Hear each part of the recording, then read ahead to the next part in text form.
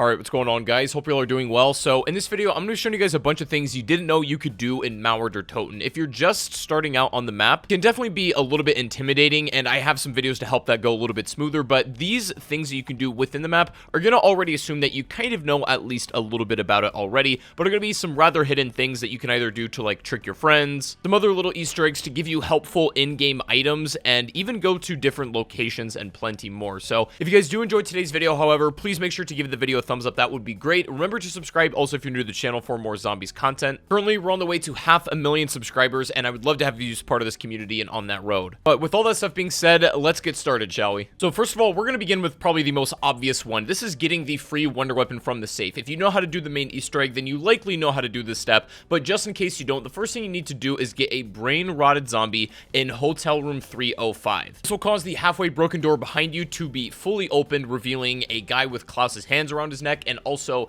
a safe that needs to have a combination inputted into it. You can get the combination by getting the black light after you build Klaus, and I'm showing you all the locations where you can find these hidden codes that you need to see only in the UV black light in each location. So obviously for dial number 1, those are the 3 spots that you can find that particular code in. For number 2, it can be found in the service passage, and they're all in very close proximity to each other as well. The locations do obviously randomize every game as well as the number, and just in case you don't know how to input them, as they are 2 separate digits, you basically just put them into one numeral. So if you get 20, then it's just 20. And then the third one can be found in the grocery store, and I'm showing you all 3 spots it can be located in here as well. Once you've got your sequence ordered from 1, 2, and 3, I recommend doing in that order just to keep it simple for yourself. Go back over to the room that the zombie opened, and then obviously input those into the safe. Assuming you do that right, it will pop open with a base weapon Cerberus. Once again, this can be done every single game. You only get one out of the safe, so if other players in your game want to obtain it as well, they're gonna have to get it through trials or a mystery box, but obviously this is the most straightforward method in obtaining it. Next, I'm going to show you guys 2 different methods of the teddy bear Easter egg. So the first method you have to do before you do any of the other ones is acquire all of the scattered bunny parts to begin with. So the first one I'm going to show you guys is in the department store right next to the Wonder Fizz machine.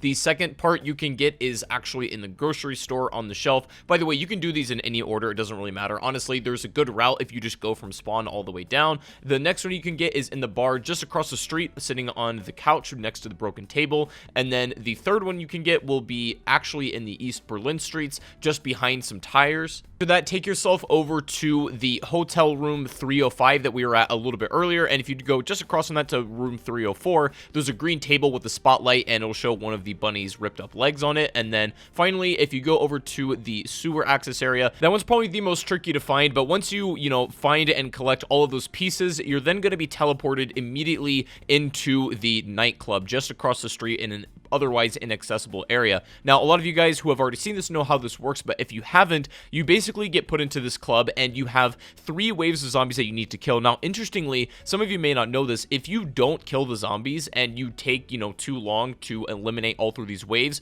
you actually don't get any of the rewards for this. You get sent back to Berlin and given some drops, like a max ammo and a carpenter. But after that, there is a second method of getting back into the club, and this is very strange. So 15 rounds after initiating the first one, if you look towards the club over in the East Berlin streets and you see the windows, there will be a teddy bear that will appear on the one over here on the left. And if you just shoot it with really any bullet weapon, you'll be teleported back into the club. And I do think that the zombies scale along with you, so they're going to be like a little bit stronger this time. And, the rewards are the same. Obviously, you clear through the waves and you get to pick one of the 3 doors. But it's very strange because it looks like this refreshes every 15 rounds, giving you more opportunity to get that calling card for picking the best door, which, by the way, I still don't have. Not really sure why that is, but it looks like there are indeed multiple methods of getting back into the club. There could potentially be a third separate way, but maybe it's undiscovered. However, this is, a guaranteed way to do it every 15 rounds. Next up is a neat little Easter egg to further upgrade your weapon in a pretty unexpected way, and you can do this super early in the game. But now, this has to be done after you turn on the power. You literally can't do this before,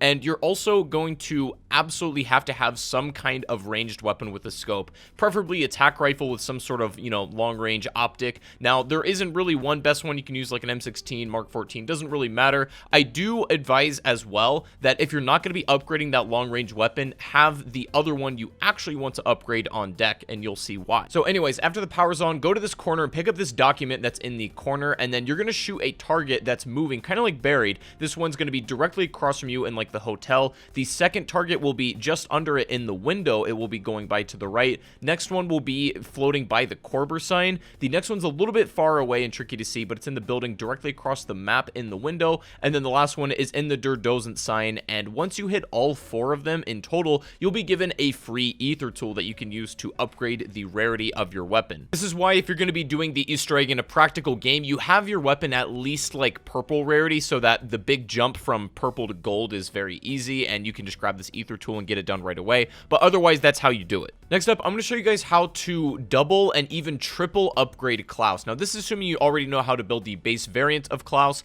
and then upgrade him one time, which is literally allowing him to get like 25 kills, bring him to the green upgrade station in the garment factory and put the satellite dish on it, and then he will upgrade once. After you've done that, then you can begin this step, which is locating different panels around the map with a small little neon Klaus icon next to it. Now, I'm going to show you all the locations where the panels can be found. There are 6 of them in total. This is the first one you can see over here in spawn. The next one you can locate is just across the street in the hotel lounge, right next to Stamina Up. After that, if you don't have that icon there, go over to the West Berlin Street, just across the Wonder Fizz machine, and you should see another panel there, potentially with that icon as well. If it's not there, there's another one like literally 20 feet away from it by the Cafe Mueller. If the icon doesn't have to be at any of those spots, go back downstairs where Klaus is, and then head into the maintenance tunnel. You may have already seen this one, but it's literally just behind where Klaus sits, and that can be your next location. That's probably the easiest one to find. And then finally, if it's not there, last but not least, go to the ghost station and across where Mule Kick will be. If you look at this one on the wall next to the door,